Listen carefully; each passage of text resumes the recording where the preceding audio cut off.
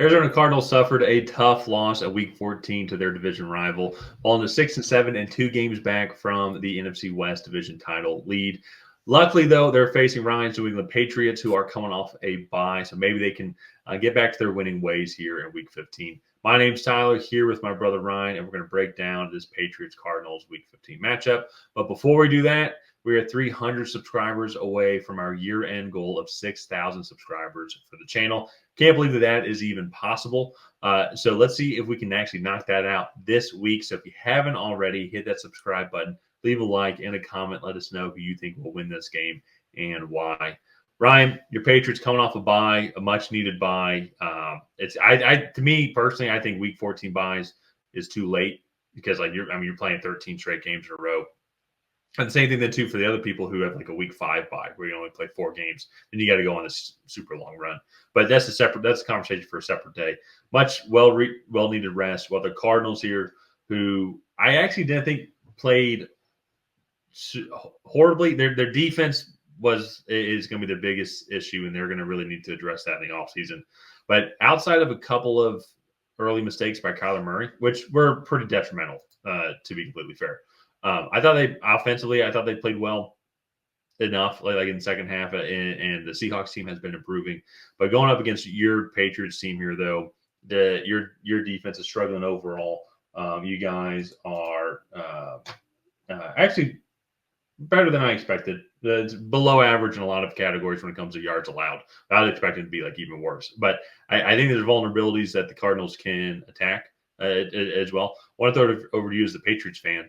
What do you think the Patriots need to do to come out victorious here in Week 15? You're on mute. Sorry, I'm sick. I've been coughing, so I've been putting myself on mute. No, and so for me, I think the Patriots need to come out. They need to run the ball well. This Cardinals defense, while they play hard, is still struggling a little bit, like just with the basics of stopping the run and whatnot. And I do think the Patriots are getting healthier on the offensive line. Cole Strange and Caden Wallace hopefully will be back for this game coming out of the bye week. I think both of those guys should help the Patriots in the running game. And the thing that's been frustrating with the Patriots is, well, yes, they have a lack in personnel, but I think you go back to that Colts game and like you go look on like some of like the true short yardage runs where they converted some of them, but they should have converted at a much higher rate, but they just have like missed assignments. And that's just communication amongst the offensive line, knowing the playbook. And like, they're still having these issues in Week 14. And so, or Week 13, because they had a bye last week. So for me, come in, if this offensive line is healthier, they can hopefully run the football on this defense. They can shorten this game up, put pressure, I think, on this Cardinals offense. And then also Drake Maye has been, I don't want to say phenomenal because he has been like a little turnover prone through the first few, like through his first 7 or 8 starts at this point.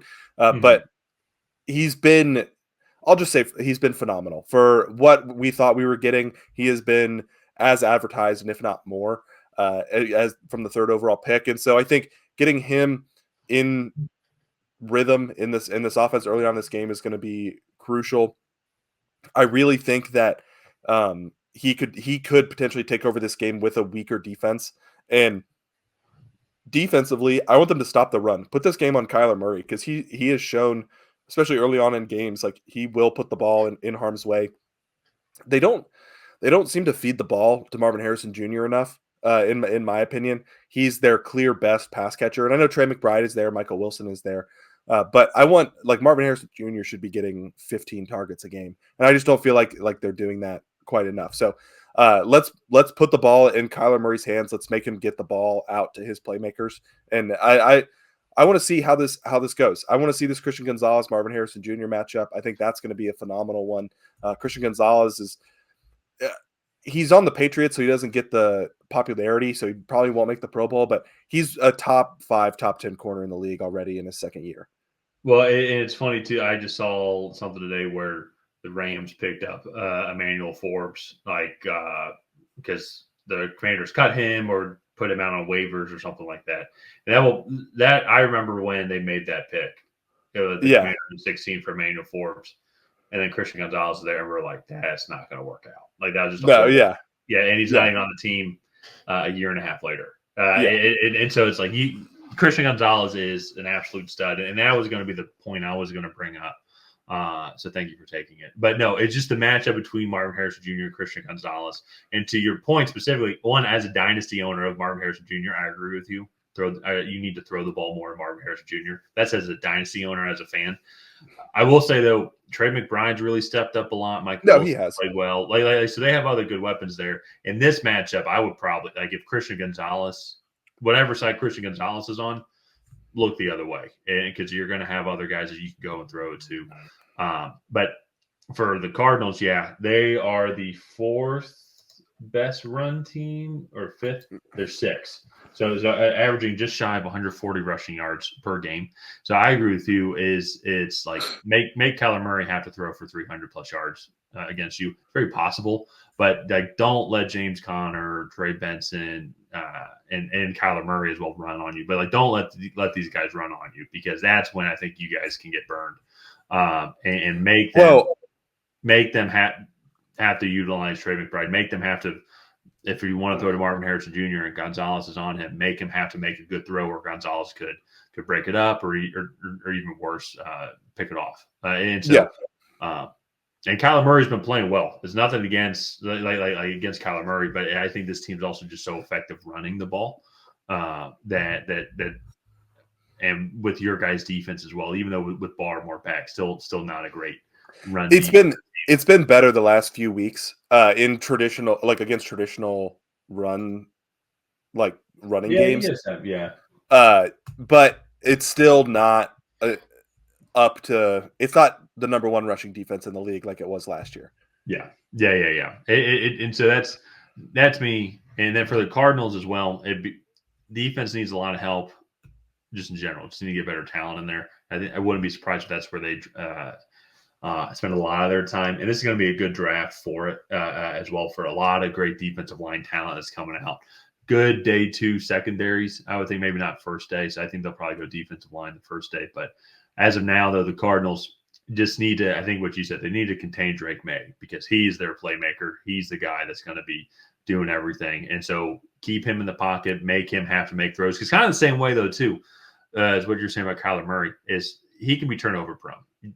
So put pressure on him, keep him in front of you. Don't let him get outside the tackles, and give him space to potentially run, because that's where they can really get burned. So, kind of moving on to predictions here.